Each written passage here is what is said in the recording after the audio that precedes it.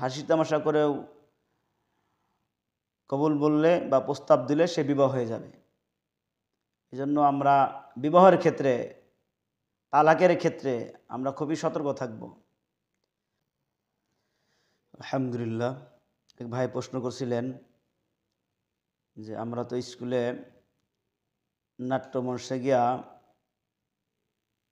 ছেলে এবং মেয়ে বিবাহ শাদীতে আমরা ইজাব কবুল বলে থাকি। সেক্ষেত্রে আমরা যদি একজন আরেকজনকে বিয়ে করি, সে বিয়ে কি জায়েজ হবে নি? আমি বলবো যে সব ক্ষেত্রেই তামাশা চলে না, বিয়ে হয়ে যাবে। বিয়ের শর্ত হলো ইজাব কবুল। এরপরে আছে শাহিদাইন, সাক্ষী থাকা। যেহেতু অসংখ্য মানুষ সেখানে উপস্থিত, জন্য হাসি তামাশা করেও কবুল বললে বা প্রস্তাব দিলে সে বিবাহ হয়ে যাবে। এজন্য আমরা বিবাহের ক্ষেত্রে, তালাকের ক্ষেত্রে আমরা খুবই সতর্ক থাকব।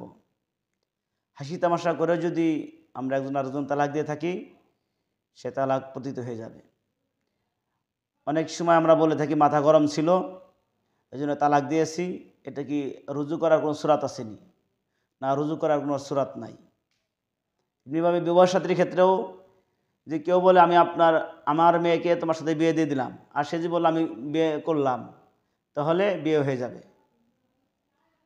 কিছু সেনসিটিভ বিষয় আছে, এটা থেকে আমরা সতর্ক থাকব।